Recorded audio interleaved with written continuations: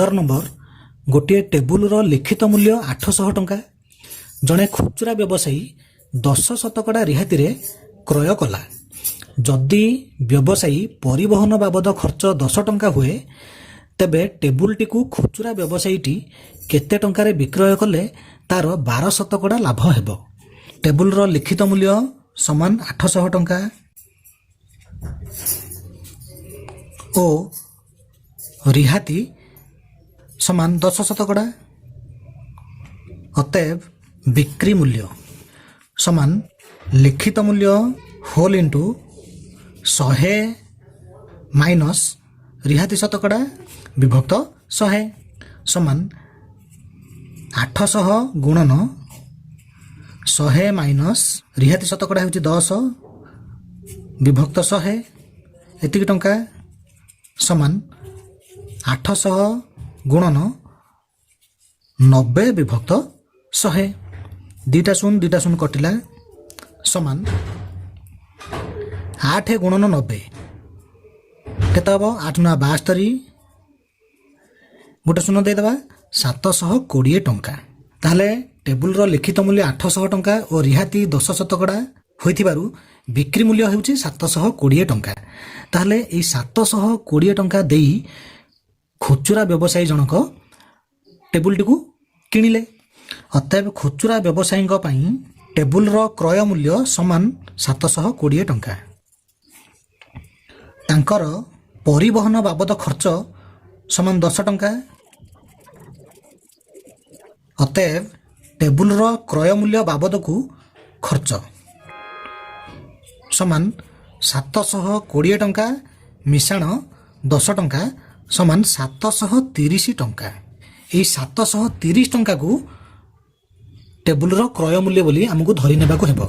कारण table T को 720 टंका किणिले सत किंतु सही बाबद रे तांकर परिवहन खर्च 10 टंका एक्स्ट्रा जाइछि। तेणु टेबुल क्रय मूल्य को आम 730 टंका बोली धरिबा। प्रश्नानुसार खुचुरा व्यवसायी टेबुल बिक्री रे लाभ हेबो 12 शतकड़ा। अतएव खुचुरा व्यवसायी क्षेत्र में टेबुल टी बिक्री मूल्य समान बिक्री मूल्य केमिति बाहरिबो 100 मिश्रण लाभ शतकड़ा विभक्त 100 होल इंटू क्रय मूल्य समान 100 मिश्रण लाभ शतकड़ा केते 12 तेणु 100 मिश्रण 12 विभक्त 100 होल इंटू क्रय मूल्य आम 730 टंका नबा 720 लिखिबा नहीं। तेल एतिक टंका समान 112 विभक्त 100 गुणन 730 एतिक टंका समान 112 रे 730 गुणन कले हे जिवो 81,760 विभक्त 100 एतिक टंका समान लब टिपी दबा 81,760 दुईटी शून्य रही तेणु दक्षिण पार्श्व 2 टंका छाड़ी दशमिक तेणु 817 टंका 60 पैसा बा ट 817.60। अतएव खुचुरा व्यवसायी ट 817.60 रे टेबुल टी को विक्रय कले तार 12 शतकड़ा लाभ हेबो। 15 नंबर को आमे आउ केमति करि परिबा। प्रथमे आमे एठी सूत्र प्रयोग करी बिक्री मूल्य निर्णय कले जदि आमे सूत्र प्रयोग न करिबा ताहाले मध्ये आमे पाठ को करि परिबा। ताहाले केमिति करिबा प्रथमे आमे एई पर्यंत लिखि दबा तांकर लाभ हेउची 12 शतकड़ा क्रय मूल्य बाबद को तांकर खर्च हेची 730 टंका।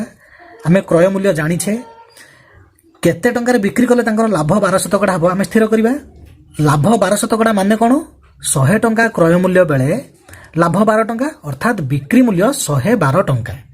सही अनुसार आमे लिखिबा प्रथमे एठु ए पर्यंत लिखि दबा तापर कोन लिखिबा अर्थात 100 टंका क्रय मूल्य बेले बिक्री मूल्य 112 टंका। दिस इम्प्लाइज 1 टंका क्रय मूल्य बेले बिक्री मूल्य 100 टंका क्रय मूल्य बेले बिक्री मूल्य जेतिकी 1 टंका क्रय मूल्य बेले बिक्री मूल्य से अनुसार कमी जीवो ताले समान 112 ବିଭକ୍ତ 100 ଟଙ୍କା। ଦିସ୍ ଇମ୍ପ୍ଲାଏଜ୍ ଖୁଚୁରା ବ୍ୟବସାୟୀ ଜଣକ ଟେବୁଲଟିକୁ 720 ଟଙ୍କାରେ କିଣିଥିଲେ ସତ, କିନ୍ତୁ ତାଙ୍କର ପରିବହନ ବାବଦ ଖର୍ଚ୍ଚ ଯେହେତୁ 10 ଟଙ୍କା ଯାଇଛି, ତେଣୁ ଟେବୁଲର କ୍ରୟ ମୂଲ୍ୟ ବାବଦକୁ ଖର୍ଚ୍ଚ ଯେଉଁ 730 ଟଙ୍କା ହେଇଛି, ସେହି 730 ଟଙ୍କାକୁ ଆମେ କ୍ରୟ ମୂଲ୍ୟ ବୋଲି ନେବାକୁ ପଡ଼ିବ। ତାହେଲେ ଦିସ୍ ଇମ୍ପ୍ଲାଏଜ୍ 730 ଟଙ୍କା କ୍ରୟ ମୂଲ୍ୟ ବେଳେ ବିକ୍ରି ମୂଲ୍ୟ ସମାନ 112 ବିଭକ୍ତ 100 ଗୁଣନ 730 ଟଙ୍କା ସମାନ 112ରେ 730 ଗୁଣନ କଲେ ହେବ 81,760।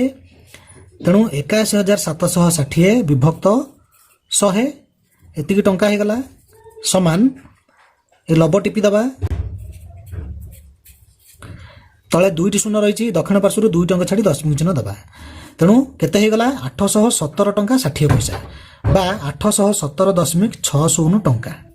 ଅତଏବ ଖୁଚୁରା ବ୍ୟବସାୟୀଟି 817.60 ଟଙ୍କାରେ ଟେବୁଲଟିକୁ ବିକ୍ରୟ କଲେ ତାର 12% ଲାଭ ହେବ। 16 ନମ୍ବର, ଜଣେ ଲୋକ 40% ଲାଭ ରଖି ଜିନିଷ ବିକ୍ରୟ କରୁଥିଲେ। ସେ 10% କମ୍ ମୂଲ୍ୟରେ କିଣି ବର୍ତ୍ତମାନ ମୂଲ୍ୟରୁ 10% ରିହାତି ଦେଲେ ତାଙ୍କର କେତେ ଶତକଡ଼ା ଲାଭ ହୁଅନ୍ତା? ଏହି ପ୍ରଶ୍ନରେ ଜିନିଷଟିର କ୍ରୟ ମୂଲ୍ୟ ବିକ୍ରୟ ମୂଲ୍ୟ କିଛି ବି ଦେଇନାହିଁ, କିନ୍ତୁ ଆମେ ଏଠି ଶତକଡ଼ା ଲାଭ ସ୍ଥିର କରିବା। ଶତକଡ଼ା ଲାଭ ମାନେ କ'ଣ? 100 ଟଙ୍କା କ୍ରୟ ମୂଲ୍ୟ ବେଳେ ଲାଭ କେତେ? ଯେହେତୁ ଜିନିଷଟିର କ୍ରୟ ମୂଲ୍ୟ ବିକ୍ରୟ ମୂଲ୍ୟ କିଛି ଦେଇନାହିଁ, ସେଥିପାଇଁ ଏଠାରେ ଜିନିଷଟିର କ୍ରୟ ମୂଲ୍ୟକୁ ଆମେ 100 ଟଙ୍କା ନେଇ ସହଜରେ ଶତକଡ଼ା ଲାଭ ସ୍ଥିର କରିପାରିବା। କାରଣ ଆମର ମୁଖ୍ୟ ଉଦ୍ଦେଶ୍ୟ ହେଉଛି 100 ଟଙ୍କା କ୍ରୟ ମୂଲ୍ୟ ବେଳେ କେତେ ଟଙ୍କା ଲାଭ। ମନେକର ଜିନିଷଟିର କ୍ରୟ ମୂଲ୍ୟ ସମାନ 100 ଟଙ୍କା। ପ୍ରଶ୍ନରେ ଲାଭ ଦେଇଛି 40 ଶତକଡ଼ା, ତା ମାନେ 100 ଟଙ୍କା କ୍ରୟ ମୂଲ୍ୟ ବେଳେ ଲାଭ 40 ଟଙ୍କା। ତାହେଲେ ଏଠି ଲେଖିବା ଲାଭ ସମାନ 40 ଟଙ୍କା। ଅତଏବ ବିକ୍ରୟ ମୂଲ୍ୟ ସମାନ କ୍ରୟ ମୂଲ୍ୟ ମିଶାଣ ଲାଭ ସମାନ 100 ଟଙ୍କା ମିଶାଣ 40 ଟଙ୍କା ସମାନ 140 ଟଙ୍କା। ପ୍ରଶ୍ନରେ କହିଛି ସେ 10% କମ୍ ମୂଲ୍ୟରେ କିଣି ବର୍ତ୍ତମାନ ମୂଲ୍ୟ କେତେ? 140 ଟଙ୍କା। ଯେତିକି ଟଙ୍କାରେ ବିକ୍ରି କରୁଛନ୍ତି ସେଇଟା ହେଉଛି ବର୍ତ୍ତମାନ ମୂଲ୍ୟ। ତାହେଲେ ସେ 10% କମ୍ ମୂଲ୍ୟରେ କିଣି, ତାମାନେ ଯେତେବେଳେ 100 ଟଙ୍କା କ୍ରୟ ମୂଲ୍ୟ ଥିବ ସେଥିରୁ 10 ଟଙ୍କା କମିଯିବ। ତାହେଲେ ଯେହେତୁ ଆମେ ଏଠି କ୍ରୟ ମୂଲ୍ୟ 100 ଟଙ୍କା ନେଇଛେ, ତେଣୁ 10% କମ୍ ମୂଲ୍ୟରେ କିଣିଲେ ଅର୍ଥାତ୍ 90 ଟଙ୍କାରେ କିଣିଲେ। 90 ଟଙ୍କାରେ କିଣିବେ, କିନ୍ତୁ ଏ ବର୍ତ୍ତମାନ ମୂଲ୍ୟରୁ ସେ 10% ରିହାତି ଦେଲେ ତାଙ୍କର କେତେ ଶତକଡ଼ା ଲାଭ ହେବ ଆମେ ସ୍ଥିର କରିବା। 10% କମ୍ ମୂଲ୍ୟରେ କିଣିଲେ କ୍ରୟ ମୂଲ୍ୟ କେତେ ହେବ? 100 ଟଙ୍କାରେ 10 ଟଙ୍କା କମିଯିବ, ତାଙ୍କର କ୍ରୟ ମୂଲ୍ୟ 100 ଟଙ୍କା, ତେଣୁ ସେଥିରୁ ଆମେ 10 ଟଙ୍କା କମେଇ ଦେବା। ତାହେଲେ 100 ଟଙ୍କା ଫେଡ଼ାଣ 10 ଟଙ୍କା ସମାନ 90 ଟଙ୍କା। 90 ଟଙ୍କାରେ ସିଏ କ୍ରୟ କରିବେ, କିନ୍ତୁ ବର୍ତ୍ତମାନ ମୂଲ୍ୟରୁ ଅର୍ଥାତ୍ 140 ଟଙ୍କାରୁ 10% ରିହାତି ଦେଇ ବିକ୍ରି କରିବେ। ପ୍ରଶ୍ନାନୁସାରେ ବର୍ତ୍ତମାନ ମୂଲ୍ୟ 140 ଟଙ୍କାରେ ରିହାତି 10%। ଅତଏବ ରିହାତି କେତେ ହେବ? 140 ଟଙ୍କାର 10% ସମାନ 140 ଗୁଣନ 10 ବିଭକ୍ତ 100। ଗୋଟେ ଶୂନ କଟିଲା, ଗୋଟେ ଶୂନ କଟିଲା, ତାହେଲେ 14 ହେଲା 14 ଟଙ୍କା। ତାହେଲେ ସେ ଯେଉଁ 140 ଟଙ୍କାରେ ବିକ୍ରି କରୁଥିଲେ ଆଉ 140 ଟଙ୍କାରେ ବିକ୍ରି କରିବେ ନାହିଁ, ସେ 10% ରିହାତି ଦେଇଦେବେ ସେଥିରୁ। ସେଥିପାଇଁ ରିହାତି ହେଇଗଲା 140 ଟଙ୍କାର 10%, ଯାହାକି ହେଲା 14 ଟଙ୍କା। ଅତଏବ ରିହାତି ପରେ ବିକ୍ରି ମୂଲ୍ୟ ସମାନ 140 ଟଙ୍କା ମାଇନସ୍ 14 ଟଙ୍କା। କେତେ ହେବ? 126 ଟଙ୍କା। ତାହେଲେ ଜିନିଷଟିକୁ 90 ଟଙ୍କାରେ କିଣିଲେ, କିନ୍ତୁ ଆଗରୁ ଯେତିକି ଟଙ୍କାରେ ବିକ୍ରି କରୁଥିଲେ ସେଥିରୁ 10% ରିହାତି ଦେଇ 126 ଟଙ୍କାରେ ବିକିଲେ, ତାହେଲେ ତାଙ୍କର ଲାଭ ହେଇଛି। ଲାଭ ସମାନ ବିକ୍ରି ମୂଲ୍ୟ ମାଇନସ୍ କିଣା ମୂଲ୍ୟ ସମାନ 126 ଟଙ୍କା ମାଇନସ୍ 90 ଟଙ୍କା ସମାନ 36 ଟଙ୍କା। ଆମେ ଶତକଡ଼ା ଲାଭ ସ୍ଥିର କରିବା। ଅତଏବ ଶତକଡ଼ା ଲାଭ ସମାନ ଲାଭ ବିଭକ୍ତ କ୍ରୟ ମୂଲ୍ୟ ଗୁଣନ 100, ଯେତିକି ହେବ ସେତିକି ଶତକଡ଼ା ସମାନ 36 ବିଭକ୍ତ କ୍ରୟ ମୂଲ୍ୟ କେତେ 90 ଟଙ୍କା, ତେଣୁ 36 ବିଭକ୍ତ 90 ଗୁଣନ 100। ଗୋଟେ ଶୂନ କଟିଲା, ଇଏ 9 କେ 9, 36କୁ 9 ଦ୍ୱାରା ଭାଗ କଲେ 4, ତାହେଲେ ସମାନ 4 ଗୁଣନ 10, 40 ଶତକଡ଼ା। ଅତଏବ ଶତକଡ଼ା ଲାଭ 40 ଶତକଡ଼ା। 17 ନମ୍ବର, ଗୋଟିଏ ଜିନିଷର କ୍ରୟ ମୂଲ୍ୟ 500 ଟଙ୍କା। ଦୋକାନୀଟି ଜିନିଷରେ ଏକ ମୂଲ୍ୟ ଲେଖି ଲିଖିତ ମୂଲ୍ୟ ଉପରେ 25 ଶତକଡ଼ା ରିହାତି ଦେଇ ବିକ୍ରି କଲେ ଜିନିଷଟିରେ 10 ଶତକଡ଼ା ଲାଭ କରନ୍ତି। ତେବେ ଜିନିଷର ଲିଖିତ ମୂଲ୍ୟ ନିର୍ଣ୍ଣୟ କର। ତାହେଲେ ଦୋକାନୀଙ୍କ ପାଇଁ ଜିନିଷର କ୍ରୟ ମୂଲ୍ୟ 500 ଟଙ୍କା, ଲିଖିତ ମୂଲ୍ୟ ଯାହା ହେଉନା କାହିଁକି ତାଙ୍କର କିନ୍ତୁ ଲାଭ ହେଇଛି 10 ଶତକଡ଼ା। ତାହେଲେ ସେଇ ଜିନିଷର କ୍ରୟ ମୂଲ୍ୟ ଏବଂ ଶତକଡ଼ା ଲାଭରୁ ଜିନିଷଟିର ବିକ୍ରି ମୂଲ୍ୟ କେତେ ପ୍ରଥମେ ଆମେ ସ୍ଥିର କରିଦେବା। ଜିନିଷଟିର ବିକ୍ରି ମୂଲ୍ୟ ଜାଣିଲେ ଶତକଡ଼ା ରିହାତି ଦେଇଛି, ସେଥିରୁ ଆମେ ଲିଖିତ ମୂଲ୍ୟ କେତେ ଜାଣିପାରିବା। ତାହେଲେ ଆମେ ପ୍ରଥମେ କ'ଣ କରିବା, ପ୍ରଥମେ ଜିନିଷଟିର ବିକ୍ରି ମୂଲ୍ୟ ବାହାର କରିଦେବା। ଜିନିଷଟିର କ୍ରୟ ମୂଲ୍ୟ ସମାନ 500 ଟଙ୍କା ଓ ଲାଭ ସମାନ 10 ଶତକଡ଼ା।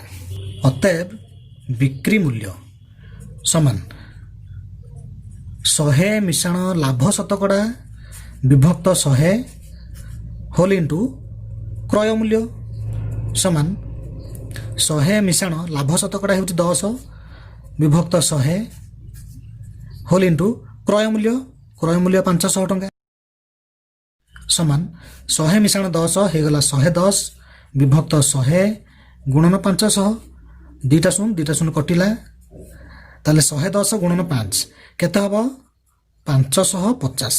ତେଣୁ ବିକ୍ରି ମୂଲ୍ୟ ହେଇଗଲା 550 ଟଙ୍କା। ପ୍ରଶ୍ନାନୁସାରେ ରିହାତି ସମାନ 25 ଶତକଡ଼ା। ଆମେ ଜିନିଷଟିର ଲିଖିତ ମୂଲ୍ୟ କେତେ ସ୍ଥିର କରିବା। ରିହାତି 25 ଶତକଡ଼ା ମାନେ କ'ଣ, 100 ଟଙ୍କା ଲିଖିତ ମୂଲ୍ୟ ବେଳେ ରିହାତି 25 ଟଙ୍କା। ତାହେଲେ 100 ଟଙ୍କା ଲିଖିତ ମୂଲ୍ୟ ବେଳେ ଯଦି ରିହାତି 25 ଟଙ୍କା, ତାହେଲେ ବିକ୍ରି ମୂଲ୍ୟ କେତେ, ସେଇ 100 ଟଙ୍କାରୁ 25 ଟଙ୍କା କମିଯିବ। 100 ଟଙ୍କାରୁ 25 ଟଙ୍କା କମିଗଲେ 75 ଟଙ୍କା। ତାହେଲେ 100 ଟଙ୍କା ଲିଖିତ ମୂଲ୍ୟ ବେଳେ ବିକ୍ରି ମୂଲ୍ୟ 75 ଟଙ୍କା। ଆମେ ବିକ୍ରି ମୂଲ୍ୟ ଜାଣିଛେ, ଲିଖିତ ମୂଲ୍ୟ ବାହାର କରିବା, ତେଣୁ ଆମେ ତାକୁ ଓଲଟାଇକି ଲେଖିବା। କ'ଣ 75 ଟଙ୍କା ବିକ୍ରି ମୂଲ୍ୟ ବେଳେ ଲିଖିତ ମୂଲ୍ୟ 100 ଟଙ୍କା। 1 ଟଙ୍କା ବିକ୍ରି ମୂଲ୍ୟ ବେଳେ ଲିଖିତ ମୂଲ୍ୟ କେତେ, 550 ଟଙ୍କା ବିକ୍ରି ମୂଲ୍ୟ ବେଳେ ଲିଖିତ ମୂଲ୍ୟ କେତେ। ତାହେଲେ ଆମେ ସହଜରେ ପାଠ କରିପାରିବା। ରିହାତି ସମାନ 25 ଶତକଡ଼ା, ଅର୍ଥାତ୍ 75 ଟଙ୍କା ବିକ୍ରି ମୂଲ୍ୟ ବେଳେ ଲିଖିତ ମୂଲ୍ୟ 100 ଟଙ୍କା। ସିମ୍ପଲ୍ 1 ଟଙ୍କା ବିକ୍ରି ମୂଲ୍ୟ ବେଳେ ଲିଖିତ ମୂଲ୍ୟ ସମାନ 75 ଟଙ୍କା ବିକ୍ରି ମୂଲ୍ୟ ବେଳେ ଲିଖିତ ମୂଲ୍ୟ ଯେତିକି, 1 ଟଙ୍କା ବିକ୍ରି ମୂଲ୍ୟ ବେଳେ ଲିଖିତ ମୂଲ୍ୟ କମିଯିବ। ଇଏ ହେଇଗଲା 75 ଭାଗ, ତେଣୁ ଦକ୍ଷିଣ ପାର୍ଶ୍ୱକୁ ମଧ୍ୟ ଆମେ 75 ଦ୍ୱାରା ଭାଗ କରିବା। 100 ବିଭକ୍ତ 75 ଟଙ୍କା। ସିମ୍ପଲ୍ ପ୍ରକୃତରେ ଜିନିଷଟିର ବିକ୍ରି ମୂଲ୍ୟ ହେଉଛି 550 ଟଙ୍କା। ତାହେଲେ 550 ଟଙ୍କା ବିକ୍ରି ମୂଲ୍ୟ ବେଳେ ଲିଖିତ ମୂଲ୍ୟ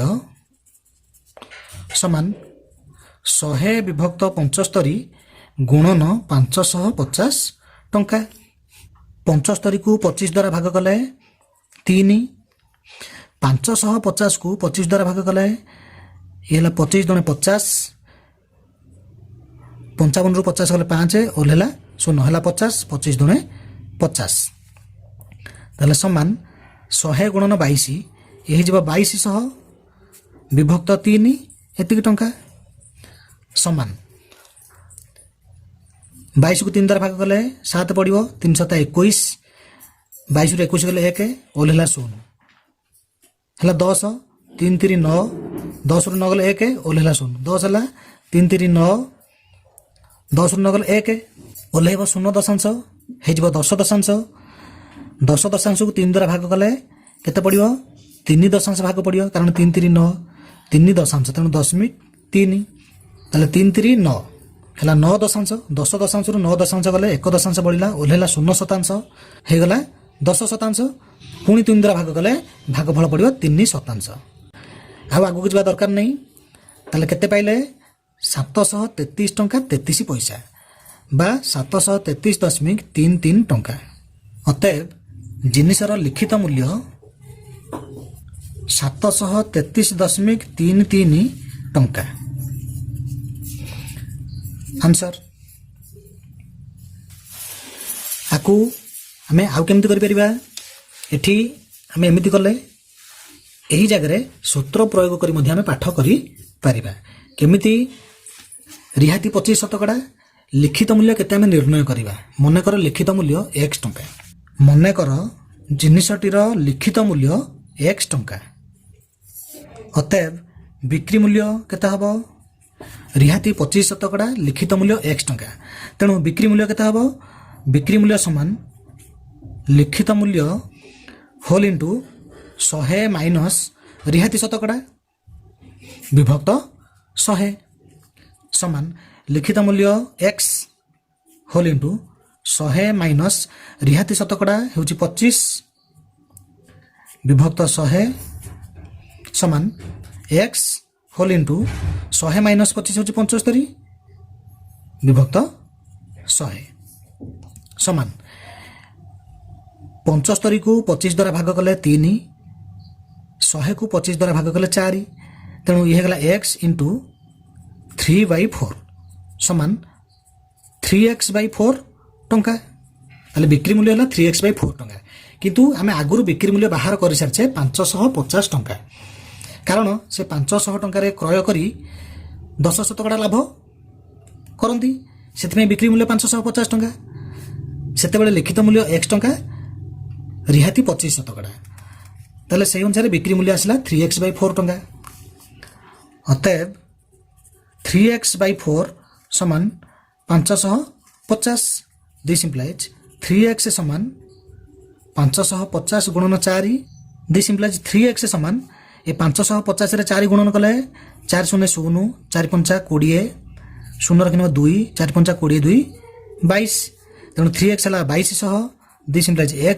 समान 2200 विभक्त 3 2200 को 3 द्वारा भाग कले केते आसीबो 733.33 ताले x हे गला 733.33 अतएव जिनिसटीर लिखित मूल्य 733.33 टंका आंसर